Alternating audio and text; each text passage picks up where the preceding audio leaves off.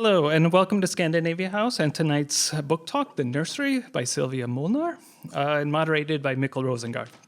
The Nursery is Szilvia's debut novel about maternal fear and its looming madness that came out on March 21st by Pantheon books.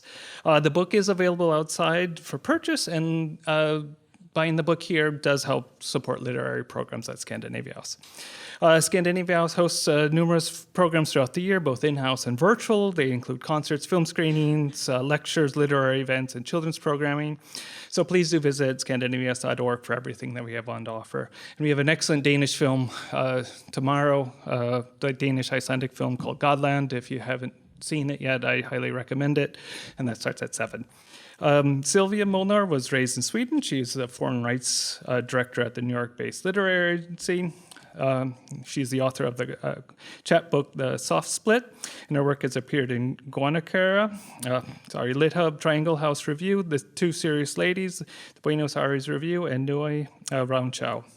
And moderating tonight is Mikkel Rosengaard. He is a writer and novelist from Denmark. His books have been published in 5 languages. His stories have appeared in Book Forum, Bomb Magazine, Flash Art, McSweeney's Quarterly, Weekend of Eason, Vagrant, and among others. He is a MacDowell Fellow and is a finalist for the 2022 National Magazine Award in Fiction.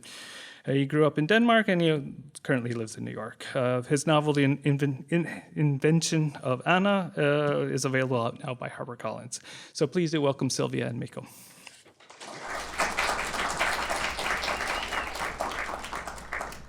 Hi Szilvia. Hi. Ska vi ta det på svenska och danska?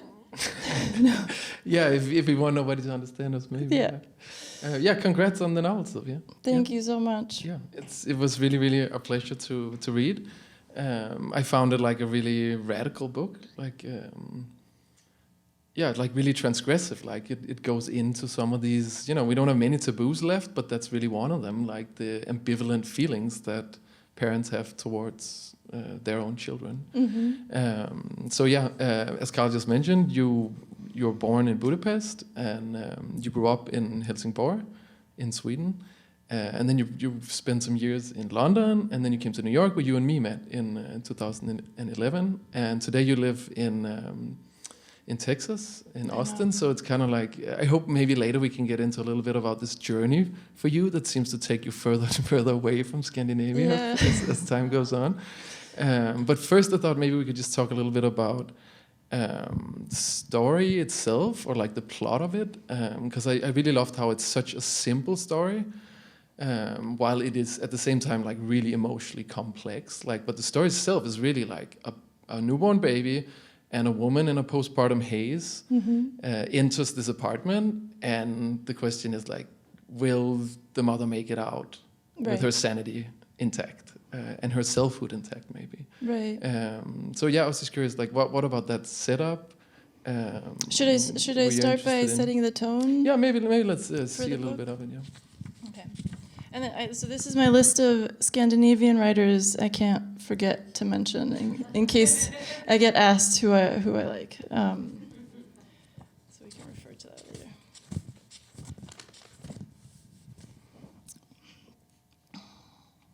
As hard as it can, the August sun pushes itself into her small apartment on the 3rd floor. The baby I hold in my arms is a leech. Let's call her Button. Button is crying. She recently entered the world violently and directly. We are alone and cocooned in our 2-bedroom apartment until we are not, because there's a knock on the door. The foreign sound makes Button cry harder and makes me unsure what to do. I have been a mother for as long as Button has been outside of me, and I have yet to embrace the title as much as I had to embrace her. Here, the air is motionless, the light is direct, and sounds echo off the walls. I'm sweating. I place Button in a cushioned container by the couch in the living room, and she makes disappointed sounds, large and unkind. I make a different decision. I pick her up and move my robe to the side as I bring her body across my chest. It's a motion I still fumble through. Her weight is alien to what my mind expects to hold, and my own body heats up another notch. Smells on us and around us bring attention to themselves. I am brought to discomfort and cringe at my current state. The day has been long and lonely. One arm and a hand control the body of the baby, the other unclicks the nursing bra to get the breast out. My nipple shines dark brown in the late afternoon light, and I am reminded that the golden hour is my favorite hour to walk around in the city where we reside. Before Button arrived, I walked everywhere, and leaving the apartment was a simple undertaking. During a break from the library or my writing desk, where most of my work takes place, I often ventured out into the busy streets and hoped that the beat of the city would kick a word or two out in front of me. Some phrase, idea, or feeling that could be of use for whatever text I was translating at the time. After almost 10 years as a translator, my work was still mostly a struggle. Not necessarily the work itself, because there was pleasure in trying to get it right, a faulty concept that is still thrown around among fellow colleagues. Chameleoning my way forward was enjoyable, but the continuous fight for more money, grants, God forbid, a royalty check, was tiring. I wasn't the kind of translator to care, but needed money as much as the next. Being in the periphery of the industry was also fine. The peculiar competitiveness mostly amused me. By now, I knew a handful of editors who found me reliable, and writers who liked my way of working. My recent translations were even getting accolades in the general press, which meant my name also occasionally appeared on book covers. Sometimes I would find the authors profiled in glossy magazines wearing thick wool sweaters, posing with brooding looks directed into the rugged Scandinavian landscape. Like any other ordinary person, I'm too vain to deny I didn't want to be photographed in the same cool milieu. But ultimately, I'm not the competitive kind. Visibility is not my desire. I wasn't yet an orphan, but I had been moving away from family for so long that at some point I was walking away from the past, perhaps only to find myself content in the present. In literal terms, this meant making a modest life for myself in the States as a translator of Swedish literature. As the sun is setting, I must leave these thoughts behind. I am here with Button, and this is all I am. This is the doing, me being here.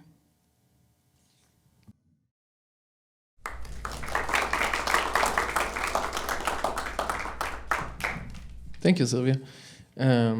So maybe let's start a different place, since we just heard the introduction of this character. So she's a Scandinavian. She's an immigrant.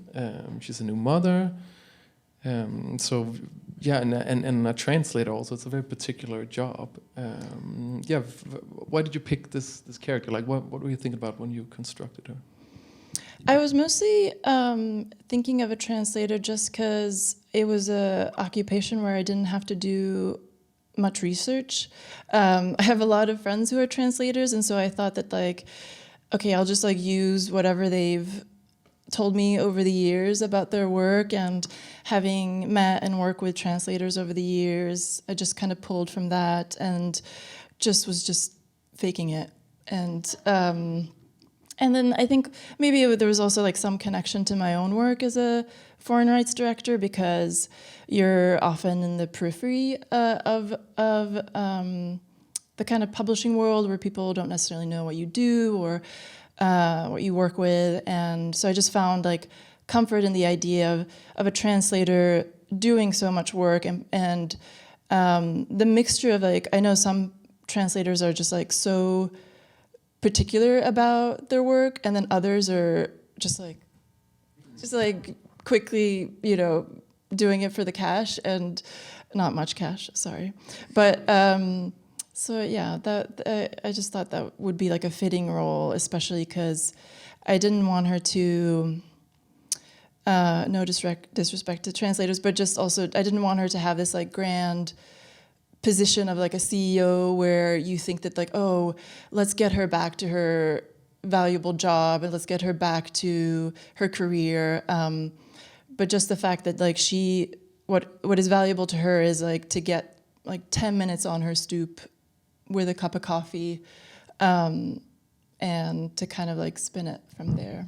Yeah, and her personal freedom, she doesn't have a boss hovering over her. She doesn't have to go into an office. It seems like personal freedom is important to this woman. So that's the main character, and then you have her kind of walk into this apartment with this this newborn baby, and it's almost like, it feels like to me, this sort of a trap they're in, the apartment itself. And the rest of the novel then is kind of her trying to get out of it, you know? Right. And I found that very simple and also like a really great setup, yeah.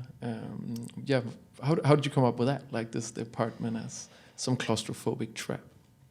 Yeah, when I was pregnant with my first child, for some reason, I really wanted to reread The Metamorphoses, and I don't know why.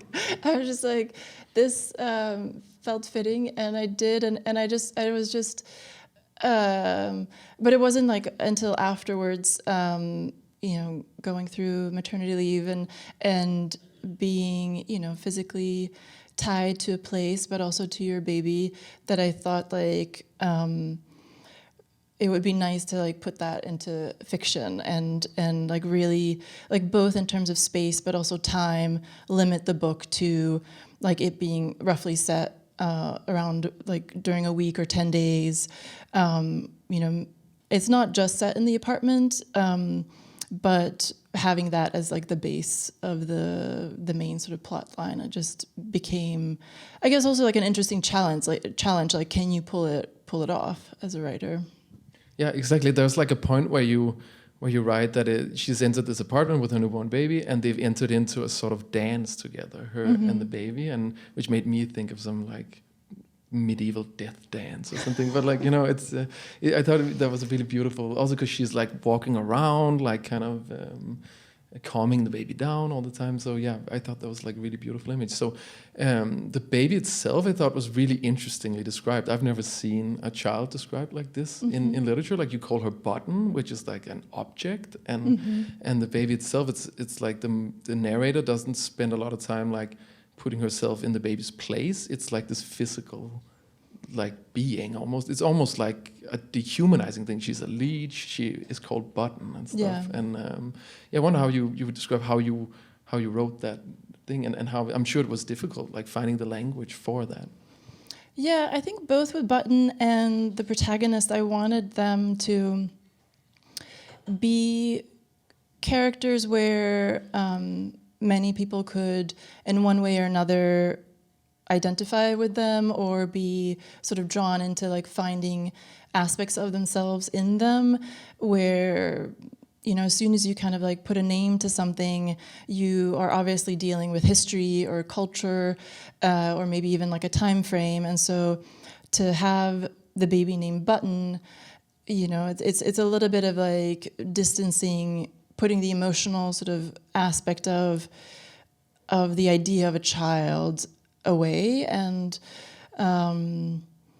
there was like something, I think like that White Stripes line, the hardest button to button, just like, I don't know. So at some point it just sort of came up, and I thought, oh, this is cool. So let's just roll with it and not change it, because then you overthink it. So yeah. Definitely. Those are the two main characters, and it's kind of their weird struggle to find each other and move on. That's like the core of the book, as the mother kind of settles into this new, which is a metamorphosis, like kind of settles into this new role for her.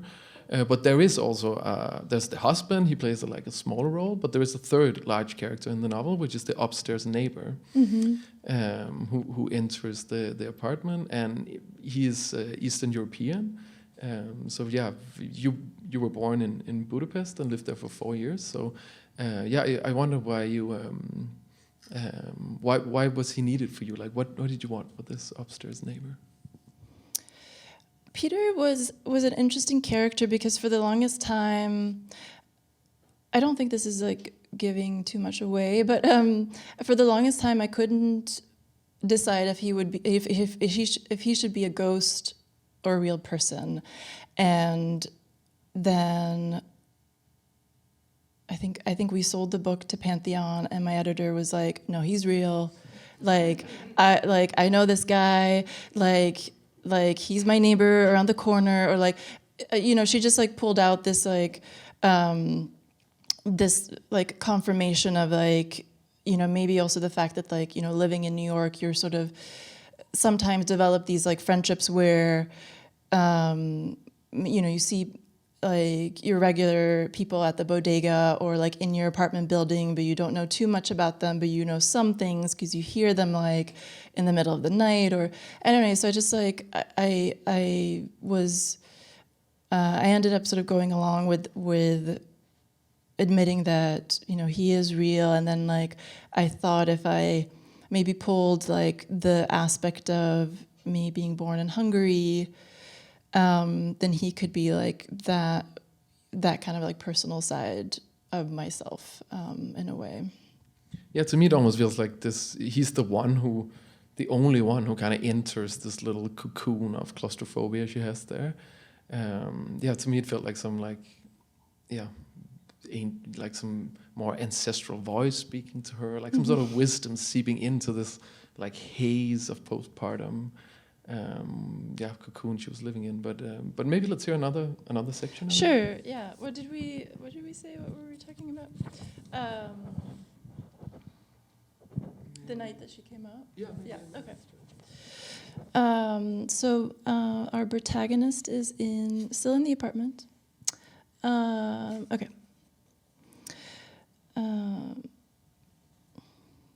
The night that she came out, I kept thinking that I wanted her to stay in. I wasn't ready to mourn the life I was leaving behind. Before, I had rituals. Before, there was the luxury of getting lost on my walks. Before, there was the wandering of the mind. Before, there was the cliché, you don't know what you got until it's gone. Before, I could spend time staring at letters. Before, I could choose between this word or that and settle on the third option, linger in the silence. Before, I could hide at the library. Remember libraries? The one place where no one asks anything from you.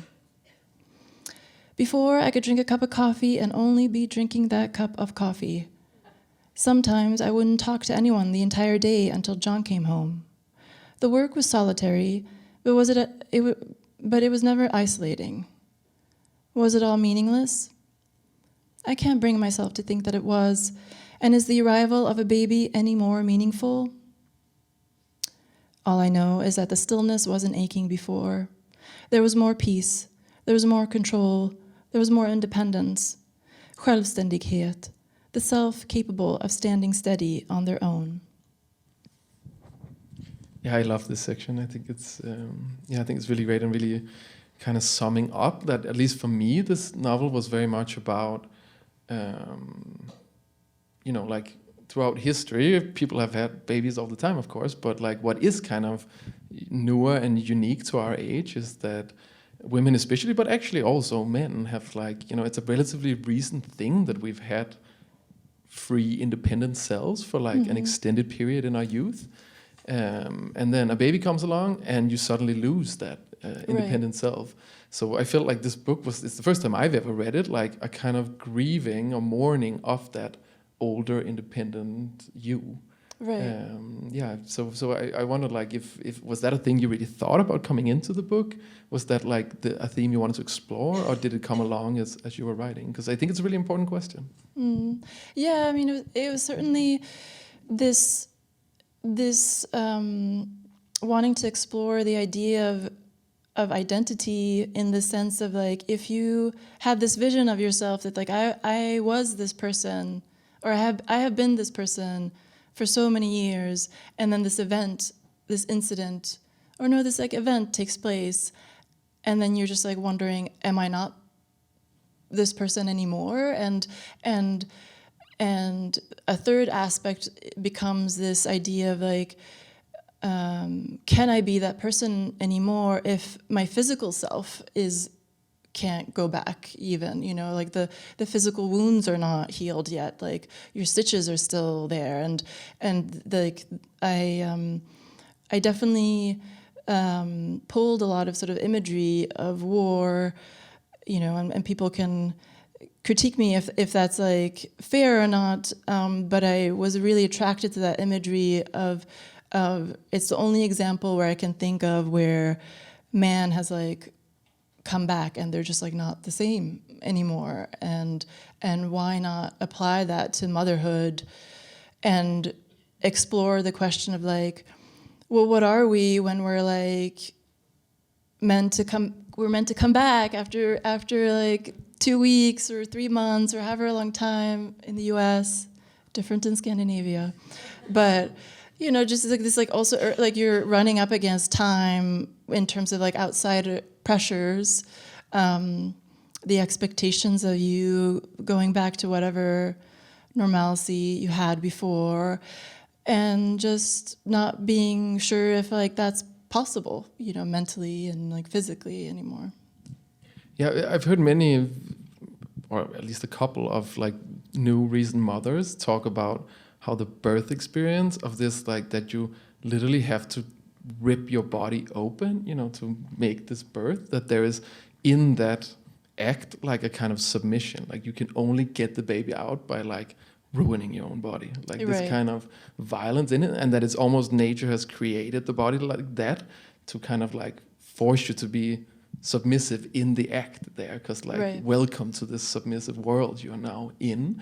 So in some way nature has given us this one ritual that we can't really escape. You have to go through it. But then, at least to me, like this novel seems to say that the rest of society, like her and her husband, like the way she's welcomed into the world, there are no rituals. There's no one like kind of teaching her how to enter this transformation, this metamorphosis that she's going through. And there's a beautiful section where the narrator is like fantasizing about how it could look like if you were like if there was like some little, what is it, like an island she's on? Shaped like a boob, of course. Yeah, Yes. an island shaped like a boob, where you could kind of slowly sidle into this new role. So I was just curious, you know, if what do you think could have helped the narrator, Miffo, as her name is, like, or part of the time at least, like, what could have helped her ease into this role? Like, what is she missing? How could this massive transformation have been made easier for her? What's missing in society for new mothers? What's missing in society for new mothers? The question suddenly became so. No. The first part of that, for Miffo, so she starts calling herself Miffo, which is also a nickname that people gave her as a child, and you know, it's kind of like this idea that. That she views herself, you know, suddenly as like a freak, as like somebody who's like not, you know, this is not the way mothers should be like, and I think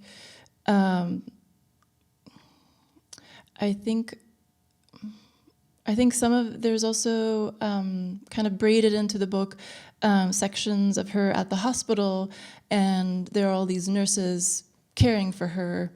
And they're kind of like, you know, patching her up and cleaning up her wounds. And I think if maybe Miffo had like role models, you know, like these nurses, you know, there's also, you know, her suddenly also feeling like a huge loss of not really having a mother figure in her life. And so I think maybe those aspects could have been a little nicer, like if she had more of that, then she maybe she would have left the apartment a little bit sooner. I don't know.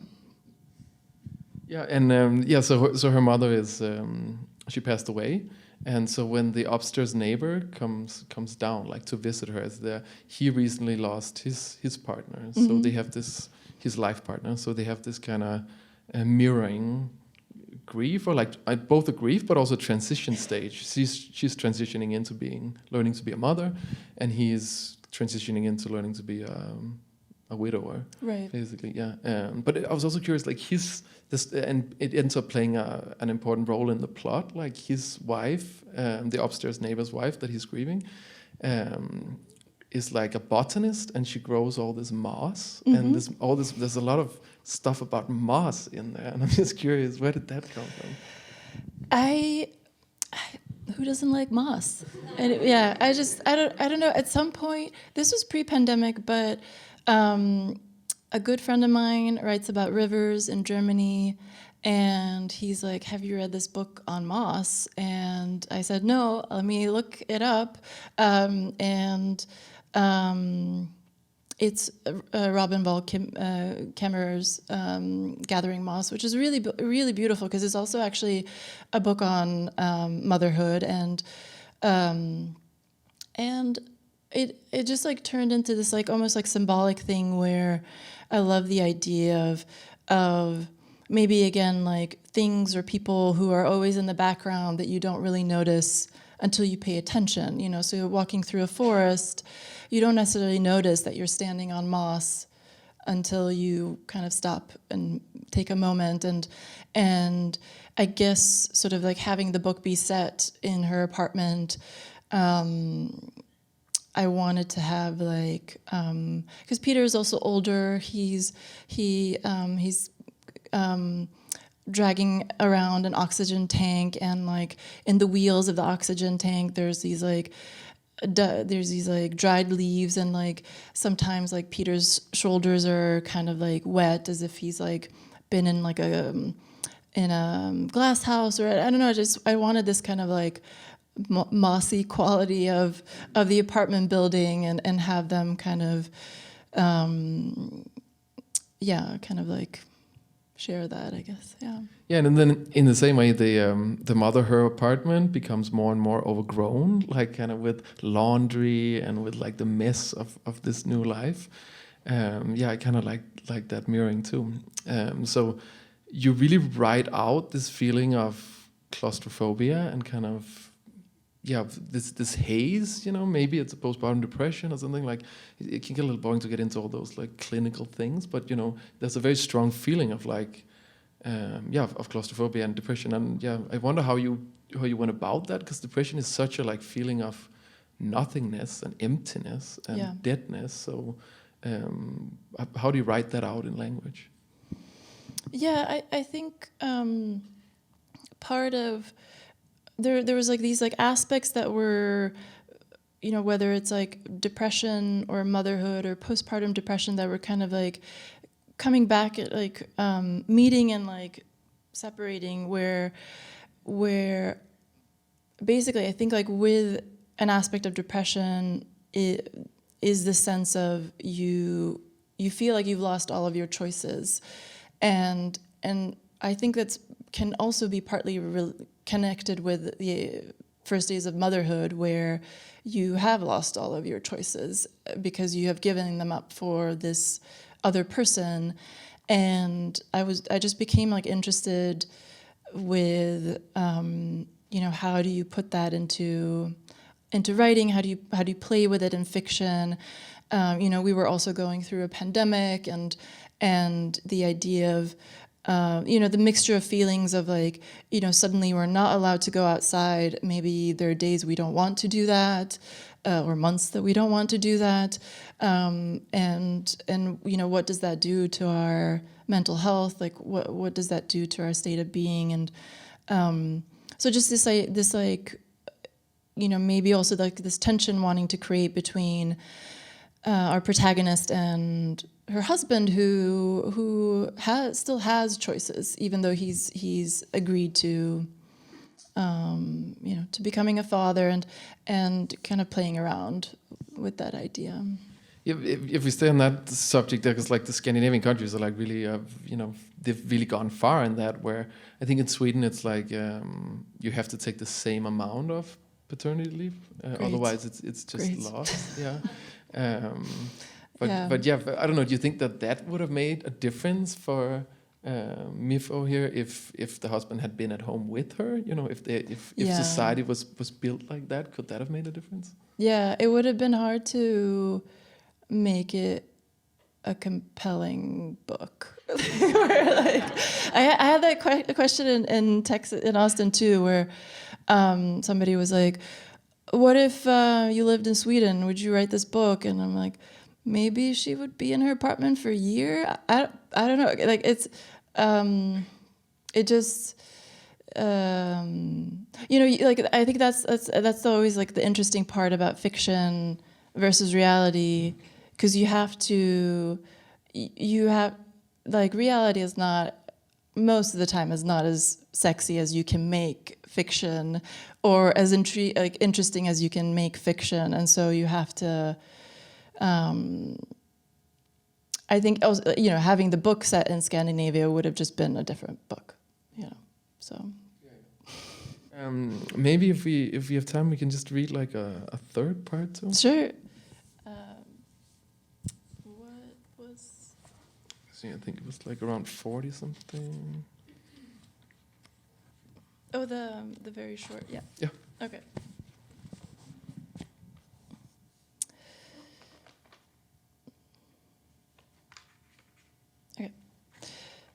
As I'm rocking up and down from side to side, an image of a large spider appears from around the corner of the ceiling. She's like the giant maman, a silent mother I can turn to. I can tell by her heavy and calm movements. She stares at me, knowing that she has appeared because my mind asked for her. Please weave me a bed, I express over Button's cries. Please make this stop. The maternal spider motions her head to the side. She licks her legs and starts spinning a delicate web from her asshole. It's fine, soft work she is webbing in the corner of the ceiling. She is dutiful. I am bouncing. Button is wailing with a flushed face. I keep bouncing. When the spider's work is done, she backs off, creeps around some corner, and leaves the room. A silvery hammock remains dangling in the air. That's where I place Button, and I turn and walk away. There's no more crying. Yeah, this brought out several things in me, this section. First, of course, there's the reference to Louis Bourgeois' artworks there, which I think interesting. But it also reminded me of your chapbook, Soft Split, which kind of goes into some of these little kind of absurdist situations, and it's like a dream diary.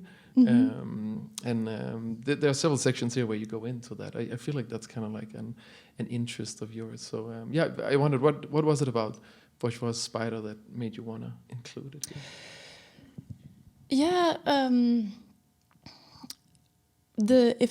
I was thinking, like, if I have a story where the setting is very kind of square in the sense of, like, we're just in this apartment, what are the freedoms I can take? And so some of the freedoms I do take is that she has she has memories from her past that creep back in, as she's like nursing or taking care of the baby.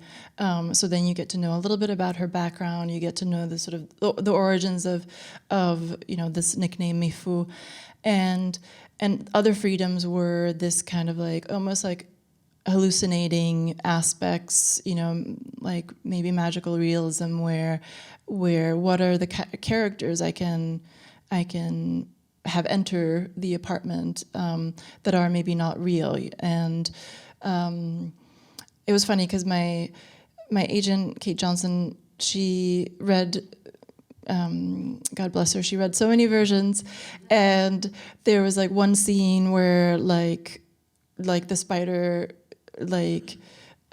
is like part of like the ending, and almost part of like there is like a kind of happy ending, and she was just like, no, that's too much. So it was, and she was right. There was just like, it was also good to like, it was very, very hard, but it was like good to also like listen to when, any aspects of whatever sort of genre I guess you're trying to like play around with, you have to decide like to what degree will you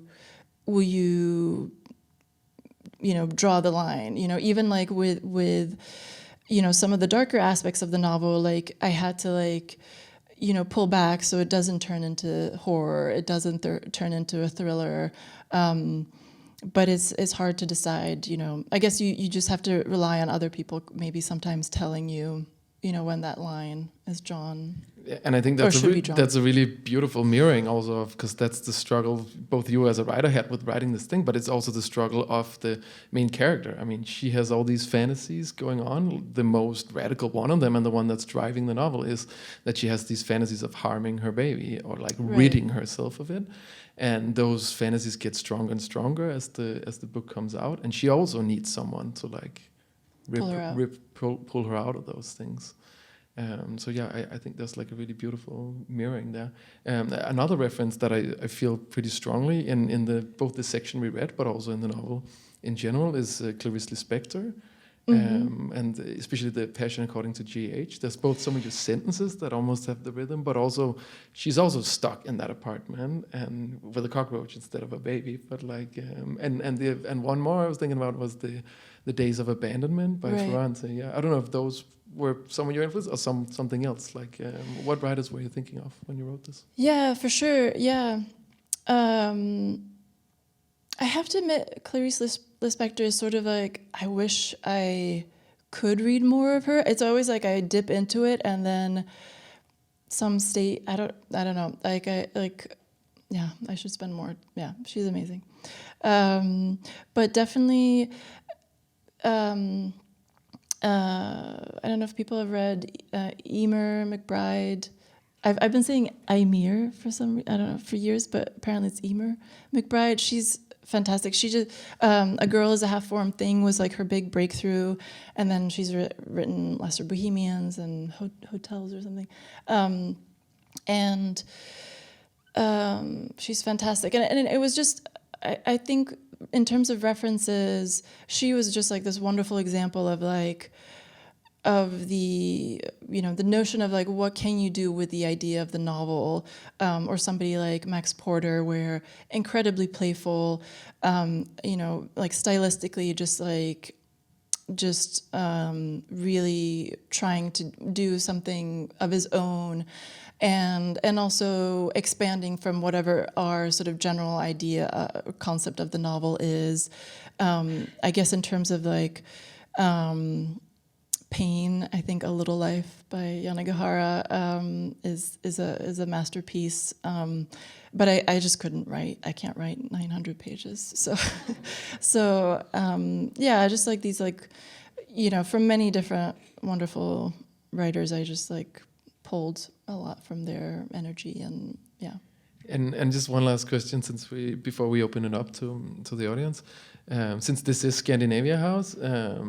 What about like some, you know, you grew up there, so me and Szilvia actually kind of grew up mirrored off each other almost, like with the Öresund sound in between us. Like you were in Helsingborg and I was just a ferry ride away in Helsingør. We could almost like wave to each other. We didn't know each other back then, but so do you think like that, you know, the consensus of Scandinavia, the consensus seeking, the minimalism, you had that beautiful thing about the translator, the author photos staring into the landscapes. Like, you know, how do you think that kind of whole Scandinavian outlook, aesthetic outlook, has influenced you? I grew up there, and I couldn't pull out, you know, all of the writers that have influenced me. I'm just very grateful for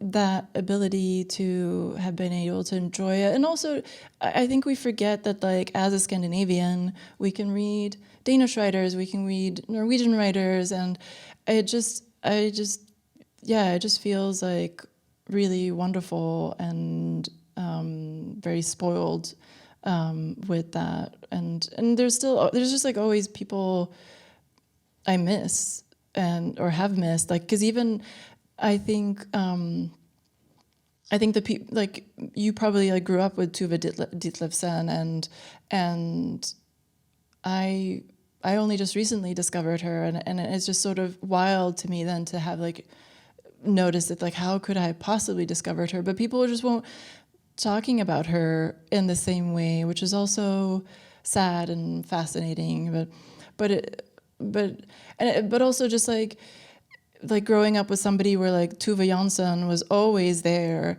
in the background, or just like ingrained in my upbringing, but then you just like find out, oh wow, she was like queer, and then oh yeah, like everything just like makes sense. And I don't know, it's wonderful if you're like kind of, if you have the ability to look back on things, you end up also just like putting things into perspective, and you can like return to like writers you grew up with, and both in a, sometimes it's a blessing and a curse to like learn more about them, but just like in certain aspects, it's wonderful that they just like end up always opening, you can just like learn more about them all the time. Yeah, and I know you've also had some friendships with some of these writers. I know you and Thomas Espedal, which maybe some of you have read him. You had like a long friendship for a long time and like visited each other and stuff. So even though you're slowly like moving further and further away, there is still a connection to Scandinavia. So weirdly you brought it up. I haven't thought about that, but yes. But I speak Swedish to my kids, and it's like very hard to do that in Austin, Texas. But I just feel like, it's very important to me. Maybe we can take some questions. Hello. Congratulations, Szilvia. Thank you. On the beautiful book. I had a question, actually. I was curious about your relationship to object at large, and sort of, there's so much descriptions in the book that are very kind of like visceral plastic details of the sort of like bodily fluids, of these things that, are part of your body, but then once they sort of exit your body, they almost become this like foreign symbols and sort of start to, almost represent the opposite of life. And there's like a whole kind of like history and the idea of that, what object is, and then kind of escalating that to the idea of the baby, which also was part of your body, but then it kind of exits and becomes this other. And just I was really curious, because I feel like I don't find so often there is such a like kind of almost indulging in materiality of the body and in like all these aspects that might seem like grotesque, and there just seems to be a tendency toward that. So I was just wondering kind of how does that play into your whole psyche. Yeah, I think the grotesque is really fascinating, because you also maybe have to like think about like where do you draw the line, or like where is your own limit where you're not interested in it anymore, or find it possible to talk about, or but I think it also just like felt very important to mention as many details as possible in the book, because I had never seen it in fiction before. I think there, like maybe in nonfiction, I had like more like access to it, and so it was ultimately just to like make it helpful to others if they're curious about certain details. But yeah, that kind of grotesqueness, you're just really good at it. Like in the chapbook in Soft Split, there's some really wonderful grotesque scenes also. Thanks. I think you are really good at exploring that borderland, kind of towing as far as you can go. Yeah. Anyone else? Hi. Hi. Can we go back to language for a second? And can you speak to the process of writing? Would you call English your second language, third language, first language? Third. I think it's third. Can you speak to that a little bit? I mean, I'm sure it must be quite the process for you to write a novel in English. I can say I've read earlier versions of the novel, and it just kept growing and growing, and it seems like it's almost an exponential process. Yeah. Thank you for that question. I've gone through years where I was also writing in Swedish. I've never written in Hungarian, really. But it's also interesting. Like if I'm ever asked about Sweden, I always feel my question is like at least 15 years old, because I haven't. That's how long it's been. And so, with writing in English, I definitely need help for other people to tell me like, you can't do that in the English language, but I am much more willing to try and see what I can get away with, and then wonderful people like Lisa Lucas will tell me that doesn't make sense.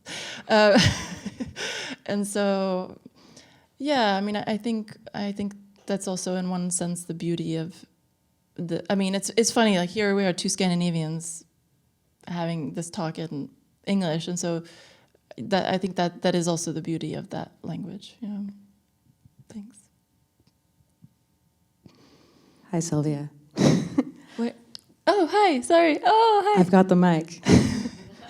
I can't stop thinking about how brave it is, the kind of brutal honesty of the violent fantasies that you wrote about, and how I found it really beautiful that on a couple of occasions you almost are, not you, I'm sorry, the protagonist is kind of almost apologizing to her baby when they're grown up if they ever learn about this. Like there's some ways where like maybe it's, maybe there are some moments where you almost break and you're speaking to your child for a few lines. Mm-hmm. I found that really, really interesting. Protagonist, sorry. Pardon me.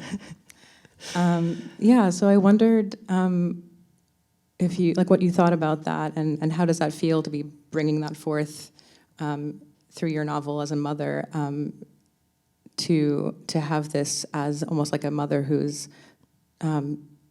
laying bare the reality of what it is in a way that is accessible to perhaps like the future children as a document of what that really meant.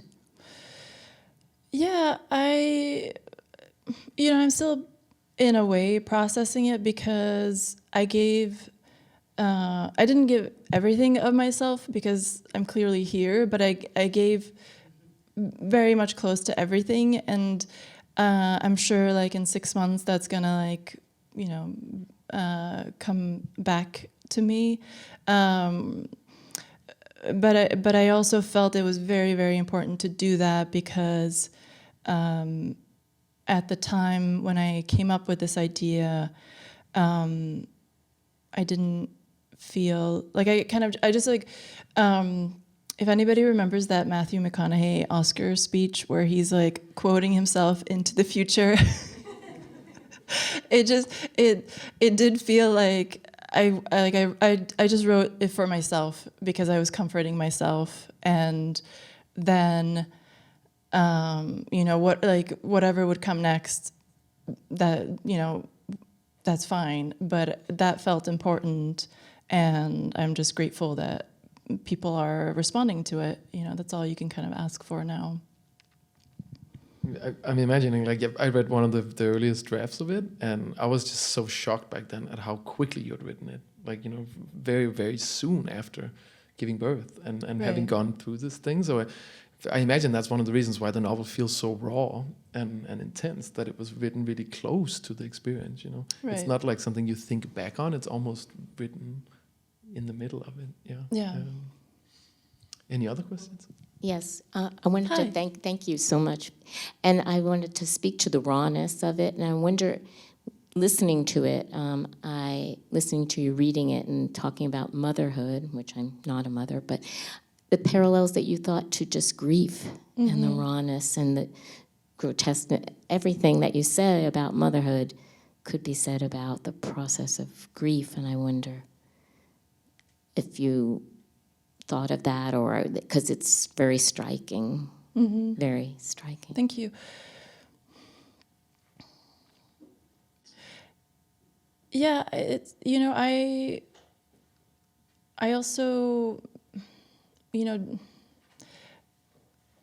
I think the subject around motherhood becomes so fraught because whoever you're talking to, they'll automatically, like, there's no other subject that I've encountered where the other person will tell you, I am not a mother, or I am a mother, or I will be one, I won't be one. And like, I was just very intrigued by the idea of choices, because even after you make one, sometimes you're not making you're, due to circumstances, you're not allowed to make the choice, whether it's internal or external. Sometimes you make the choice and then you regret it, and you have to still live with it, and then the next day you don't regret it. So I was just very intrigued by how we're, and where I find it necessary to have many more stories on motherhood or anti-motherhood, or not anti-motherhood, but just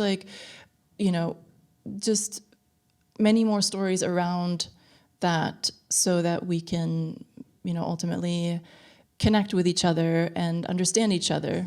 Since you're writing in another language, how do you see yourself relating emotionally to the language? So how as you're writing, do you feel that you can, I don't know how to express that, how you feel through English, if I may?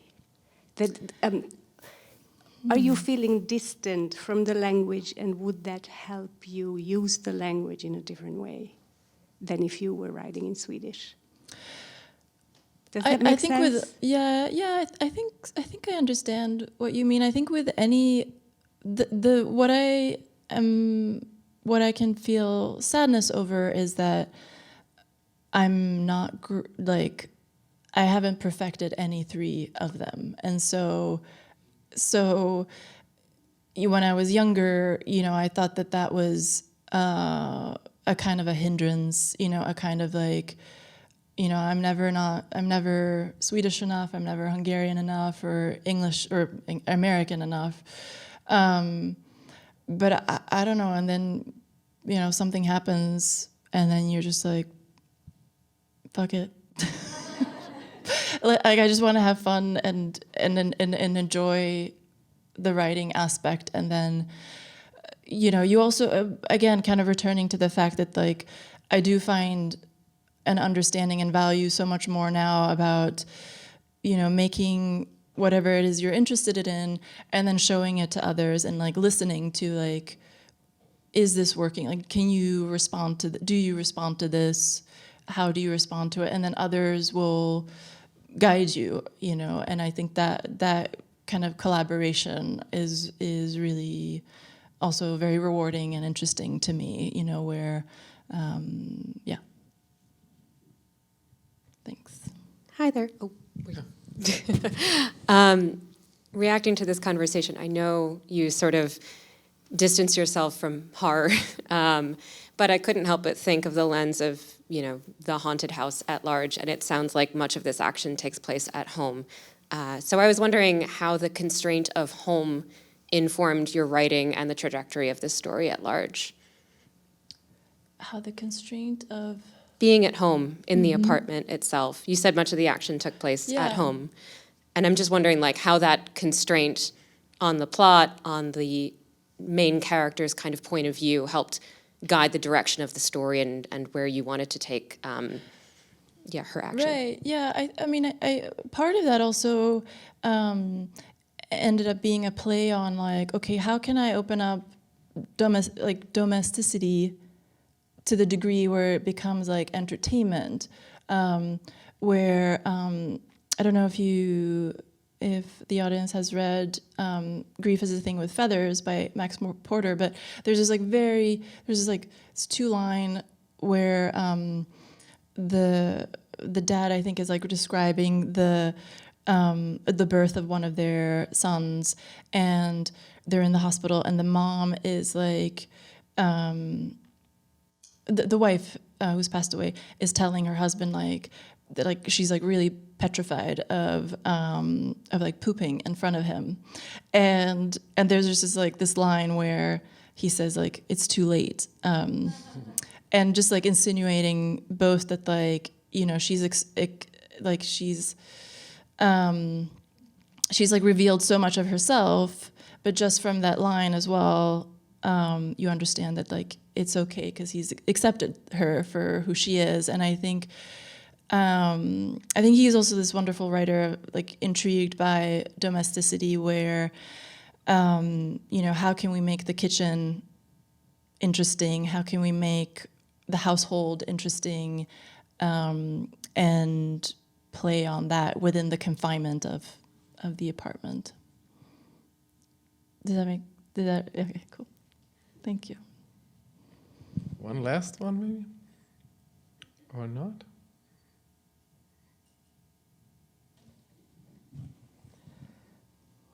I haven't read the book, but I get the sense that there are a lot of fantasies in it.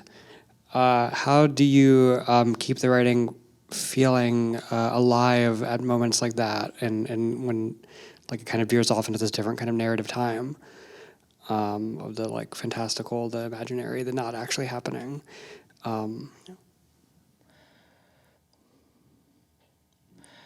Keeping it alive, just like reading and rereading and rewriting and tweaking and checking with others about what they think about it, and I guess with the fantastical,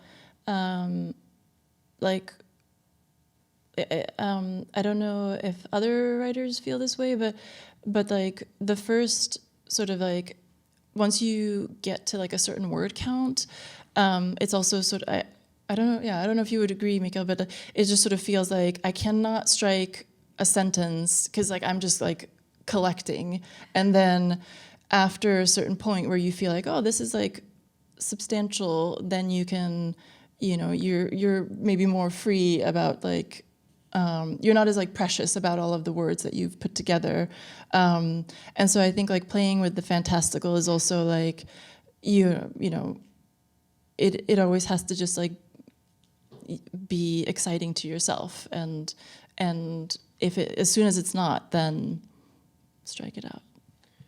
And I also think, like, at least to me, your fantastical sections, both in this book and in Soft Split, what makes them really engaging is humor. You know, it's really, it's funny, a lot of it. It's really bizarre and grotesque. And as a reader, you're surprised. You're like, what? Like, where did that come from? You know, it's like she has, this narrator has bizarre fantasy. So, yeah, at least to me, humor is a huge part of why it feels alive.